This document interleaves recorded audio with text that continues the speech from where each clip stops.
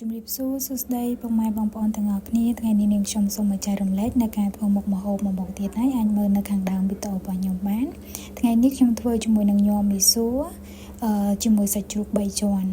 ចាអញ្ចឹងអាចមើលនៅខាងដើមវីដេអូបន្ថែមខ្ញុំចាប់ផ្ដើមដាក់ដាំទឹកចាលាងជាមួយសាច់ជ្រូកសម្អាតឲ្យបានស្អាតដាក់វាមួយឡែកបន្ទាប់មកចាប់ផ្ដើមលាងជាមួយនឹងបន្លែផងខ្ញុំឲ្យបានស្អាតខ្ញុំលាងជាមួយនឹងខ្ទឹមបារាំងការ៉ុតជាមួយនឹងទឹកសក់2ផ្លែចាជាមួយនឹងប៉េងប៉ោះផងដែរបន្ទាប់មកនេះជាបន្លែដែលខ្ញុំបានលាងរួចរាល់ហើយបន្លែរបស់ខ្ញុំមានស្ពៃក្តៅពណ៌និងពណ៌សបន្ថែមដូចគ្នាអញ្ចឹងខ្ញុំលាងវាស្អាតហើយទុកមួយឡែកសិនទឹករបស់ខ្ញុំចាប់ផ្ដើមពុះខ្ញុំចាប់ផ្ដើមដាក់គល់ស្លឹកគ្រៃនិងស្លឹកក្រូចសើចដើម្បីយើងស្ងោរសាច់ជ្រូកនេះខ្ញុំបានដាក់ស្ងោរវាហើយបានមកពុះបានខ្ញុំបន្ថែមជាមួយនឹងអំបិលស្ករបន្តិចប៊ីចេងបន្តិចតែដើម្បីយកជាតិវាបងប្អូនពេលដែលយើងដាក់បែបហ្នឹងទៅយកមកញ៉ាំវាមានរសជាតិឡំមកល្មមឆ្ងាញ់ផងដែរអញ្ចឹងខ្ញុំគ្របវាទុកឲ្យវាឆ្អិនមួយដុំសិនចាប់ផ្ដើមហាន់បន្លែជាដំបូងខ្ញុំហាន់ជាមួយនឹងស្ពៃក្តោបជាចំណិតចាតូចស្ដើងវែងបែបនេះសិនចាយើងទុកមួយដុំចាជាមួយនឹងខ្ទឹមបារាំងបន្លែបងប្អូនដាក់តាមចំណង់ចំណូលចិត្តចាចូលចិត្តច្រើនអាចដាក់ទៅតាមចំណូលចិត្តបានតែនេះជាបន្លែរបស់ខ្ញុំនឹងហាន់ឲ្យបងប្អូនមើលជាមួយនឹងខ្ទឹមបារាំងមកល្មមដែរជាមួយម្ទេសប្លោកពណ៌ខៀវយើងត្រូវហាន់តូចជាសរសៃបែបនេះដើម្បីយើងញ៉ាំទៅវាចូលជាតិគ្នាបានល្អប៉េងប៉ោះចាចំនួន1ផ្លែដែរនិងប៉េងប៉ោះតូចដូចគ្នាអញ្ចឹងយើងហាន់វាស្ដើងមកល្មមបែបហ្នឹងមកចាហើយបន្ទាប់មកហាន់ប៉េងប៉ោះតូចដូចគ្នា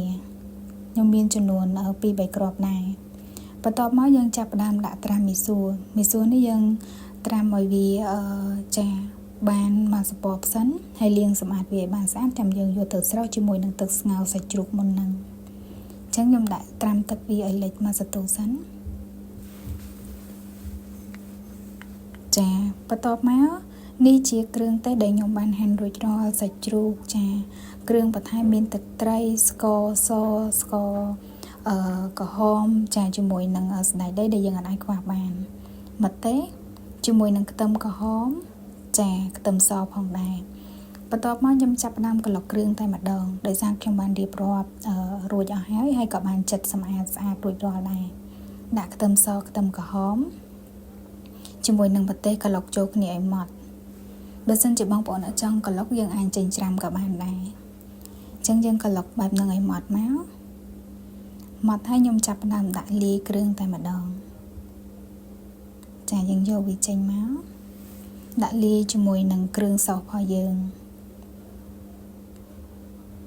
សម្រាប់ម្ទេសជាចំណង់ចំណូលចិត្តដូចគ្នាបងប្អូនដាក់មកល្មមក៏បានចាំពេលដែលយើងញ៉ាំហើយយើងចិតជាចំណិតដាក់ក៏បានតែបងប្អូនចូលចិត្តហឹរយើងអាចដាក់ឲ្យច្រើនហើយក៏បានដែរអញ្ចឹងខ្ញុំបានដាក់ម្ទេសនិងខ្ទឹមបែបនេះក៏នៅម៉ត់ហើយចាបន្ថែមជាមួយនឹងស្ករក្រហមជាមួយនឹងញ៉ាំយើងត្រូវការប្រើជាមួយស្ករក្រហមដើម្បីឲ្យវាមានជាតិផ្អែមលុតផ្អែមមុតឆ្ងាញ់ចាជាមួយនឹងប៊ីចេងទឹកត្រីផងដែរទឹកត្រីយើងអាចដាក់ម្ដងបន្តិចសិនបងប្អូនងាយស្រួលបន្ថែមពេលក្រោយអញ្ចឹងយើងកូរចូលគ្នាឲ្យសព្វចាបានសព្វហើយចាបន្ថែមទឹកត្រីមុននឹងមិញបន្តិចដែរបន្ទាប់មកទឹកនេះជាទឹកដែលខ្ញុំបានស្ងោរសាច់ជ្រូកហ្នឹងយើងដួសទុកវាឲ្យត្រជាក់យើងយកមកលាយជាមួយនឹងទឹកគ្រឿងរបស់យើងដើម្បីឲ្យវាមានជាតិបន្ថែមអញ្ចឹងយើងដាក់ទឹកមកល្មមមកបន្ទាប់មកយើងច្របាច់ក្រូចនេះជាចំណង់ចំណូលចិត្តដូចគ្នាយើងដាក់មកជូរល្មមតែបើបងប្អូនចូលចិត្តរាងជូរខ្លាំងយើងអាចបន្ថែមរាងច្រើនទៅចាខ្ញុំដាក់ធំតាចំនួន1ផ្លែទេបងប្អូនដោយសារវាទឹកច្រើនដែរអញ្ចឹងយើងកូរចូលគ្នាឲ្យសព្វឃើញថាទឹកគ្រឿងទឹកសោសរបស់យើងទឹកត្រីបុកហ្នឹងយើងបានធ្វើរួចរាល់ហើយបន្លែរបស់យើងក៏បានចារៀបដាក់ចូលក្នុងកធុនមួយចូលគ្នាផងដែរដើម្បីធ្វើការញ៉ាំមានជាមួយនឹងទឹកសក់ចាម្ទេសប្លោកខៀវខ្ទឹមបារាំងចាការ៉ុតជាមួយនឹងមីសួរផងដែរអញ្ចឹងយើងចាប់ផ្ដើមរៀបវាឲ្យស្អាតបែបហ្នឹងមក យើងដាក់ខ្ទឹមក្រហមបន្ថែមចូលជាមួយនឹងសាច់ជ្រូកយើងហាន់ស្ដើងបែបនេះបន្ទាប់មកយើងដាក់ជាមួយនឹងទឹកគ្រឿងដែលយើងបានធ្វើហើយមិញហ្នឹងដាក់មកល្មមសិនមកបងប្អូនបើសិនជារសជាតិវាយ៉ាងស្ទើរចាំយើងបន្ថែមតាមក្រោយអញ្ចឹងយើងកូរវាចូលគ្នាសព្វល្អបែបនេះហើយយើងអាចភ្លក់ទៅលើរសជាតិបើសិនជាពេញចិត្តយើងចាប់ផ្ដើមដាក់ជីបន្ទាប់មកដាក់ជាមួយនឹងស្ដែកដីដែលយើងបានបុកម៉ត់មកល្មមហ្នឹងមកកូរចូលគ្នាឲ្យសព្វជាការស្រេចឲ្យបងប្អូនញោមនេះយើងងាយស្រួលក្នុងការធ្វើទេញ៉ាំលេងក៏បានញ៉ាំជាមួយបាយក៏បានឃើញថារបស់ខ្ញុំរួចរាល់ហើយបើសិនជាពេញចិត្តបងប្អូនអាចធ្វើទៅតាមវីដេអូរបស់ខ្ញុំបានអរគុណសម្រាប់ការទស្សនាពីដើមរហូតដល់ចប់ជំរាបលាចាពុកម៉ែបងប្អូនទាំងអស់គ្នា